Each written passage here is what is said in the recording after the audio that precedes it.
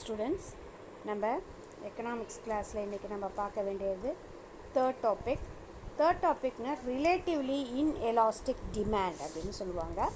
Relatively inelastic demand அப்படின்னு பார்க்கும்போது EB is greater than 1, அதாவது மிகை தேவை நெகிழ்ச்சி அப்படின்னு இதை சொல்லுவாங்க. பார்க்கலாம். The demand is relatively elastic when the proportionate change in the demand for a commodity is greater than the proportionate change in its price.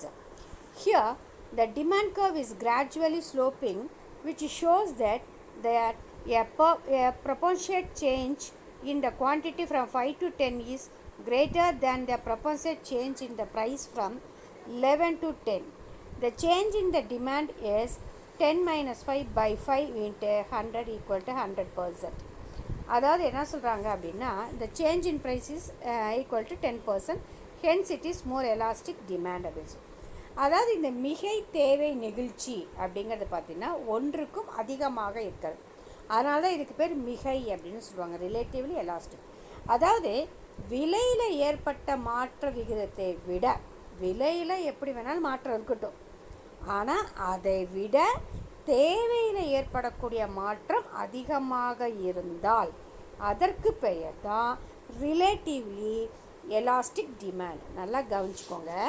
விலையில் எப்படி வேணால் மாற்றம் இருக்கட்டும், அதிகமாக இருக்கட்டும் குறைவாக இருக்கட்டும், அது எப்படி வேணால் இருக்கட்டும், ஆனால் டிமாண்டில் அதிகமான மாற்றம் வந்தால், டிமாண்டில் அதிகமான சேஞ்சஸ் இருந்ததுன்னா அதற்கு பெயர் தான் ரிலேட்டிவ்லி எலாஸ்டிக் டிமாண்ட் அப்படின்னு சொல்லி. ஓகேவா? டிமாண்டினுடைய அளவு அதிகமாக இருக்குது. அதனால தான் பார்த்தீங்கன்னா இந்த இடத்துல அந்த டிமாண்ட் கர்வ் எப்படி இருக்குன்னா ஸ்லோப்பிங், கிராஜுவலி ஸ்லோப்பிங், அப்படியே கொஞ்சம் கொஞ்சமாக அந்த தேவைக்குரிய என்ன செய்யுது, மெதுவாக அது குறைஞ்சிக்கிட்டே போகுது அப்படின்னு சொல்கிறாங்க. இது ஒரு எக்ஸாம்பிள் மூலமாக கொடுத்துருக்காங்க. இந்த டயக்ராம் 2.11 இருக்கு இல்லையா, அந்த டயக்ராமில் பார்த்தீங்கன்னா ஏதோ ஒரு பொருள் எக்ஸாம்பிளுக்கு எடுத்திருக்காங்க. அந்த பொருளோட ரேட் பார்த்திங்கன்னா 11 ரூபாயிலேருந்து 10 ரூபாய்க்கு குறைஞ்சிருச்சு. விலை குறைஞ்சி போச்சு. 11 ரூபா விற்றுட்டு இருந்த பொருள் 10 ரூபாய்க்கு குறைஞ்சிருச்சு. அப்போ அதில் என்ன அர்த்தம், 10% வந்து குறைஞ்சிக்கிச்சு. அப்போ அதுலேருந்து அவங்க என்ன செய்கிறாங்கன்னா, டிமாண்ட் வந்து என்னது, விலை குறையுது, அதனால் டிமாண்டோட அளவு அதிகரிக்குது. அதை தான் இந்த டயக்ராமில் நமக்கு சொல்கிறாங்க. அதாவது P1 இருக்கும்போது ஒரு பொருளோட விலை P1 OP1 அப்படிங்கிற அளவில் இருக்கும்போது குவான்டிட்டியோட அளவு பார்த்தீங்கன்னா OQO அப்படின்னு இருக்குது, 0 இருக்குது. ஆனால் விலை குறைஞ்சி போச்சு, P1லேருந்து P2க்கு குறைஞ்சிச்சு. அப்போ டிமாண்டோட அளவு எப்படி இருக்குது, அதிகமாக இருக்குது. ஸோ விலையில் வந்து எந்த மாற்றம் ஏற்பட்டாலும் அதை விட அதிகமான மாற்றம் தேவையில் இருந்தால் அதற்கு பெயர் தான் ரிலேட்டிவ்லி எலாஸ்டிக் அப்படின்னு சொல்கிறாங்க. அதனால தான் கிரேட்டர் தேன் 1 அப்படின்னு சொல்கிறாங்க. அடுத்தது பார்த்தீங்கன்னா ரிலேட்டிவ்லி இன்எலாஸ்டிக் டிமாண்ட் அப்படின்னு, அதாவது குறைவான நெகிழ்ச்சியுள்ள தேவை அல்லது குறை தேவை நெகிழ்ச்சி. இட்ஸ் ஸ்மாலர் தேன் 1, ஒன்றுக்கும் குறைவாக இருக்கக்கூடியது தான் அப்படின்னு சொல்கிறாங்க. when the proportionate change in the demand for the product is less than the proportionate change in the price. அதாவது விலையில் ஏற்பட்ட பெரிய சதவீத மாற்றம், விலையில் பெரிய அளவுக்கு மாற்றம் இருக்குது, ஆனால் அதனால தேவையில் வந்து அந்த அளவுக்கு மாற்றம் மிக சிறிய அளவுக்கு தான் சதவீதம் தான் மாற்றத்தை ஏற்படுத்தியிருக்கு. அதாவது விலையில் மிகப்பெரிய மாற்றம், ஆனால் அது தேவையில் அந்த அளவுக்கு ஏற்படுத்தலை, மிக மிக சிறிய மாற்றத்தை ஏற்படுத்தியிருக்கு அப்படின்னு சொல்லி. இதனால தான் இதுக்கு பேர் ரிலேட்டிவ்லி இன்எலாஸ்டிக் அப்படின்னா குறை தேவை நெகிழ்ச்சி அப்படின்னு சொல்கிறாங்க. Then it is also called as the elasticity less than unity அப்படின்னு சொல்கிறாங்க. Here the demand curve is steeply sloping, இதுவும் கீழ் நோக்கி தான் சரியுது, which shows that the change in the quantity from OQ0 to OQ1 is relatively smaller than the change in the price from OP1 to OP2.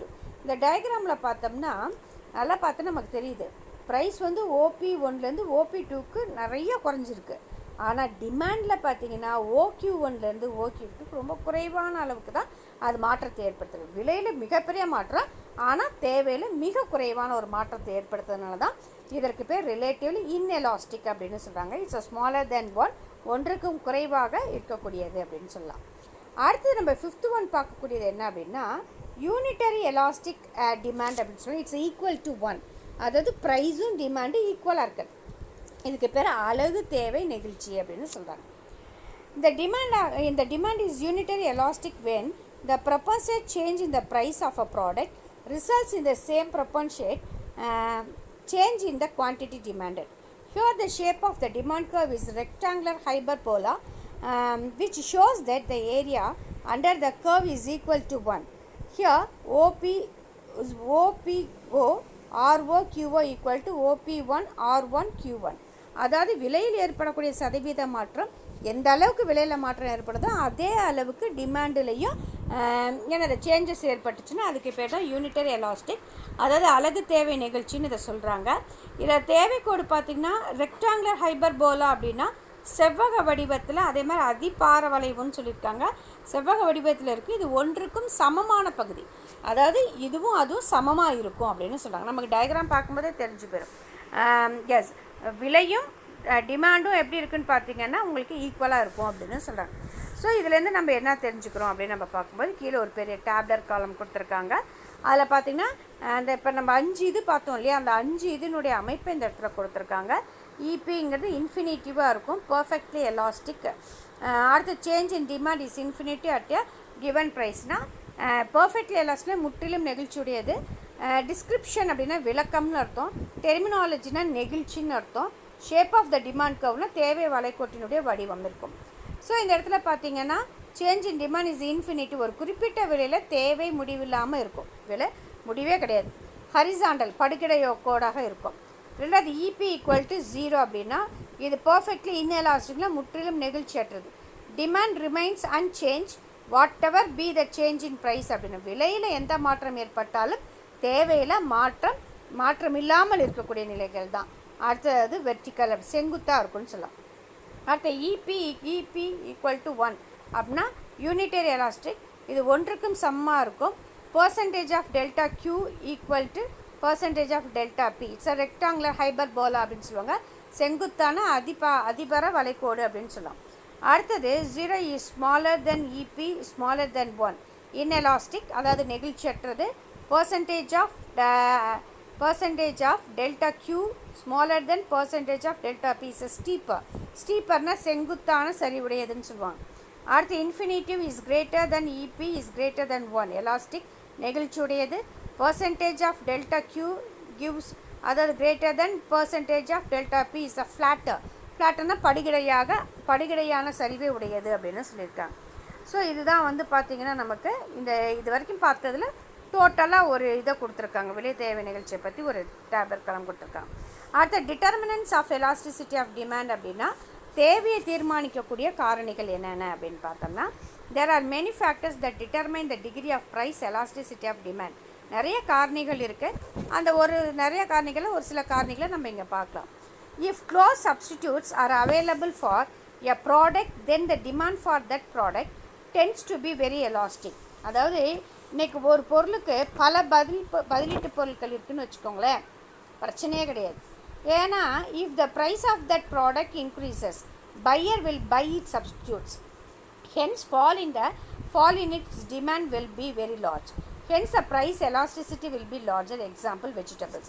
இப்போ பார்த்தீங்கன்னா நம்ம ஒரு பொருள் வாங்குகிறோம் வச்சோம். இப்போ ஃபார் எக்ஸாம்பிள் இங்கே வெஜிடபிள்ஸ் கொடுத்துருக்காங்க. இப்போ நமக்கு பிடிச்ச ஏதோ ஒரு காய் வாங்குகிறோம், அந்த காயோடைய விலை கேட்குறோம் பார்த்திங்கன்னா பயங்கர ரேட் அதிகமாக இருக்குது.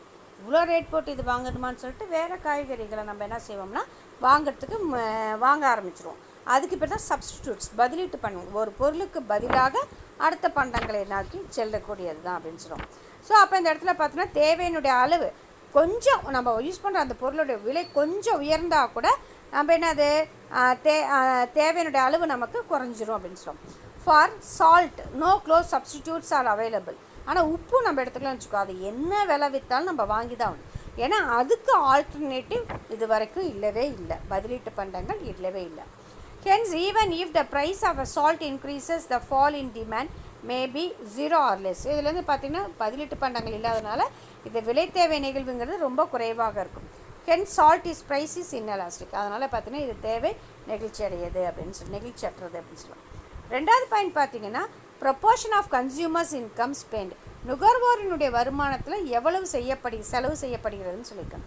If a smaller proportion of a consumers income is spend on particular commodity say X price of elasticity of demand for X will be the smaller. அதாவது பார்த்திங்கன்னா ஒரு பொருளின் மீது ஒரு நுகர்வோர் வந்து குறைவான விகிதத்தில் தன்னுடைய வருமானத்தில் குறைவான அளவுக்கு ஒரு பொருளுக்கு செலவு செஞ்சாங்கன்னா அதில் கண்டிப்பாக அந்த இடத்துல என்ன செய்ய முடியும், அந்த நெகிழ்வு தேவை நெகிழ்வுங்கிறது ரொம்ப குறைவாக இருக்கும்.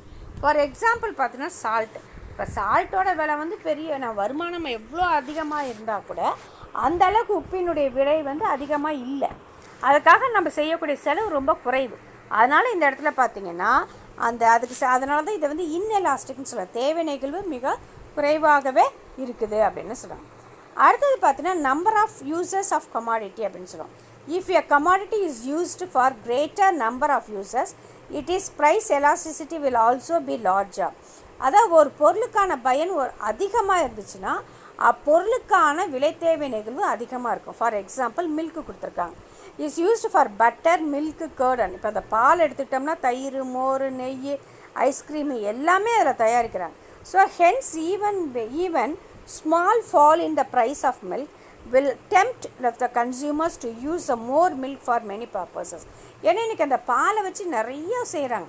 அதனால் அதோட டிமாண்ட் வந்து அதிகமாக தான் இருக்கும். அதனால் எப்போயுமே அந்த மில்கோட இது பார்த்திங்கன்னா is greater price elasticity of demand அப்படின்னு. அதனால இதுக்கு விலை தேவை நிகழ்வு அதிகமாகவே இருக்கும் அப்படின்னு நம்ம சொல்கிறோம். அடுத்தது காம்ப்ளிமெண்டரிட்டி பிட்வீன் குட்ஸ், இணைப்பு பொருட்கள். என்னது இணைப்பு பொருட்கள்? For example along with petrol, lubricating oil is also used for running automobiles. Here a rise in the price of lubricating oil may not reduce the demand for the lubricating oil. இப்போ ஒரு வண்டி வச்சுருக்காங்க, வாகனம் வச்சுருக்காங்கன்னா அதுக்கு பெட்ரோலும் வேணும், அது lubricating உராய்வு எண்ணெய்ன்னு சொல்லுவாங்க, இல்லை மசகு எண்ணெய்ன்னு சொல்லுவாங்க. கண்டிப்பாக ஆயில் ஊற்றி தான் ஆகணும். ஆனால் அந்த லூப்ரிகேட்டிங் ஆயிலுடைய விலை அதிகரித்தாலும் அதோட டிமாண்ட் வந்து குறையாது. ஏன்னா அது கண்டிப்பாக தேவைப்படுது. உப்பு மாதிரி இதுவும் தேவைப்படுது வண்டிக்கு. அதனால் அது பெட்ரோலோட இணைந்த ஒரு பொருள், அதை காம்ப்ளிமெண்ட்ரி, அதை இணைந்த ஒரு பொருளாக தான் அது கருதப்படுகிறது. So hence a complementary goods here lubricating oil will be the price inelastic அப்படின்னு சொல்லி. அடுத்தது time. In the long run the price elasticity of demand for many goods will be larger அப்படின்னு. நீண்ட காலத்தில் பெரும்பாலும் பொருளுக்கான விலை தேவை நிகழ்ச்சி அதிகமாக தான் இருக்குன்னு சொல்லுவோம். This is so because in the long run many substitutes can be discovered or invented. ஏன்னா இந்த நீண்ட காலத்தில் தான் பார்த்திங்கன்னா என்ன சொல்லலாம், நிறைய மாற்றங்கள், புதிய கண்டுபிடிப்புகள் எல்லாமே நம்மளால் உருவாக்க முடியும். So therefore the demand for generally more elastic in the long run. அதனால் நீண்ட காலத்தில் பார்த்திங்கன்னா பதிலீட்டு பண்டங்கள் அதிகமாக உருவாக்கப்படுறதுனால குறுகிய காலத்தை விட நீண்ட காலத்தில் தேவை நிகழ்ச்சி அதிகமாக இருக்கும்னு சொல்லலாம். Then the short run. In the short run is a bringing out a new substitutes is difficulty. So குறுகிய காலத்தில் பதிலீட்டு பண்டங்களை நம்மளால் உருவாக்குவது ரொம்ப கஷ்டம். நீண்ட காலத்தில் அதுக்கு பாசிபிள் இருக்கிறதுனால அது தேவை நிகழ்வு அதிகமாக இருக்கும் அப்படின்னு சொல்லுவோம். அடுத்த measurement of elasticity of demand அப்படின்னா தேவை நெகிழ்ச்சி அளவீடு முறைகள்னு சொல்லுவாங்க. 3 மெத்தட்ஸ் இருக்குது. ஃபஸ்ட்டு வந்து பார்த்தீங்கன்னா பர்சன்டேஜ் மெத்தட், விழுக்காட்டு முறை அப்படின்னு சொல்லுவாங்க, விழுக்காடு அப்படின்னு சொல்லுவாங்க. EP equal to delta Q by delta P into P by Q அப்படின்னு. This method is also known as a ratio method. இதுக்கு விகிதாச்சார முறைன்னு ஒரு பேர் இருக்கு. இது இன்னும் வேறு விதமாக எப்படி மெஷர் பண்ணால் EP equal to percentage is a delta Q by percentage delta P. So இந்த இடத்துல பர்சன்டேஜ் டெல்டா கியூங்கிறது பர்சன்டேஜ் சேஞ்ச் இன் டிமாண்ட் அப்படின்னா தேவையில் ஏற்படக்கூடிய மாற்றம், சதவீத மாற்றம். பர்சன்டேஜ் ஆஃப் டெல்டா பின்னா பர்சன்டேஜ் சேஞ்ச் இன் த ப்ரைஸ்னால் விலையில் ஏற்படக்கூடிய சதவீத மாற்றம் அப்படின்னு சொல்கிறாங்க. அடுத்தது டோட்டல் அவுட்லே மெத்தட்னா மொத்த செலவு முறைன்னு சொல்லியிருக்காங்க. Marshall suggest that the simplest way to decide whether demand is elastic or inelastic is to examine the change in the total outlay of the consumer or the total revenue of the firm. அதாவது marshal என்ன சொல்கிறாருன்னா, நுகர்வோருடைய மொத்த செலவில் ஏற்படக்கூடிய மாற்றத்தையோ அல்லது நிறுவனத்தில் ஏற்படக்கூடிய வருமானத்தில் ஏற்படக்கூடிய மாற்றத்தோ அதை அளவிடும்போது தான் தேவை நிகழ்ச்சி இருக்கா இல்லை, எந்த அளவுக்கு இருக்குது, இல்லை நெகிழ்ச்சியுடையதா நெகிழ்ச்சியற்றதா அப்படிங்கிறத நம்மளால் தெரிஞ்சுக்க முடியும். எவ்வளோ செலவு செய்கிறாங்க இல்லைன்னா எவ்வளோ வருமானம் வருது அதை பொறுத்து தான் அந்த எலாஸ்டிக் இருக்குது, எலாஸ்டிக்கா இன்எலாஸ்டிக்கா அப்படிங்கிறத நம்மளால் சொல்ல முடியும். இதை ஃபார்முலா வைஸ் எப்படி சொல்கிறாங்கன்னா total revenue equal to total revenue மொத்த வருவாய், price into quantity of sold அப்படின்னா TR equal to P into Q அப்படின்னு சொல்கிறாங்க.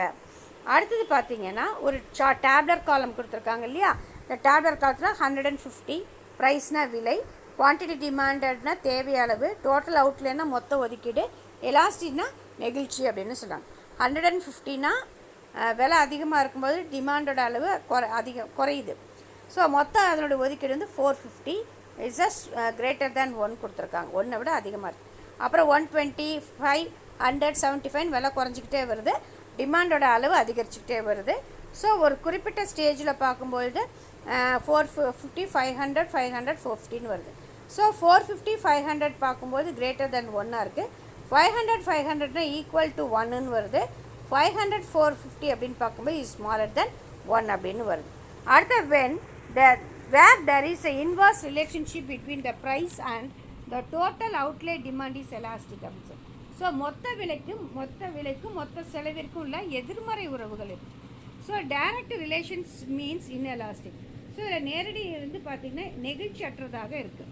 So elasticity is a unity when the total outlay is constant அப்படின்னு சொல்லுவாங்க. மொத்த செலவில் மாற்றம் இல்லாத போது நெகிழ்ச்சி ஒன்றுக்கு சமமாக அது இருக்கும் அப்படின்னு சொல்லியிருக்காங்க. அடுத்தது பார்க்கும்போது பாயிண்ட் ஆர் ஜியோமெட்ரிக்கல் எலாஸ்டிசிட்டி அப்படின்னு சொல்லுவாங்க. ஸோ இதில் பார்த்தீங்கன்னா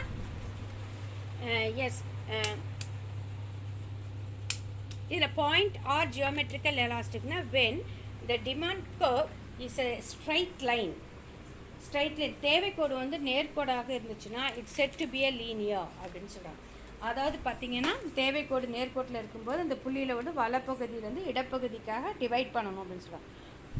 அது மட்டும் இல்லை, graphically the point elasticity of linear demand curve is shown by the ratio of the segments of the line to the right and to the left to the particular point அப்படின்னு சொல்கிறாங்க. So இதில் வந்து பார்க்கும்போது வலப்பகுதியிலேருந்து இடப்பகுதியை divide வகுத்தோம்னா நமக்கு ஆட்டோமேட்டிக்காக இந்த point or geometrical elastic கிடைக்கும், புள்ளி அல்லது வடிவியல் நெகிழ்ச்சி அப்படின்னு இதை சொல்கிறாங்க. ஸோ இதை ஃபார்முலா படி நம்ம பார்க்கும்போது point elasticity lower segment of demand curve below the given point by upper segment of the demand curve above the given point. அதே தேவை கோட்டில் புள்ளிக்கு கீழ்ப்பகுதியினுடைய அளவு வலது பகுதி பை தேவை கோட்டின் புள்ளிக்கு மேல் பகுதி அதை இடப்பகுதி அப்படின்னு சொல்கிறாங்க. இதுதான் இந்த டயக்ராம். நம்ம 5 இதுவும் டயக்ராம் பேஸ் பண்ணி கொடுத்துருக்காங்க. இதை என்ன கொஞ்சம் பார்க்கும்போது EP equal to L by U, அதாவது lower segment by upper segment, கீழ்ப்பகுதியிலேருந்து மேல் பகுதி வகுக்கணும் அப்படின்னு சொல்லியிருக்காங்க. So where EP stands for the point elasticity, L stands for the lower segment and U stands for the upper segment. மேல் பகுதி கீழ் பகுதி அப்படின்னு சொல்லி இதை வர்ணிக்கிறாங்க. ஓகே ஸ்டூடெண்ட்ஸ், மீதியை நம்ம அடுத்த கிளாஸில் பார்க்கலாம். தேங்க்யூ.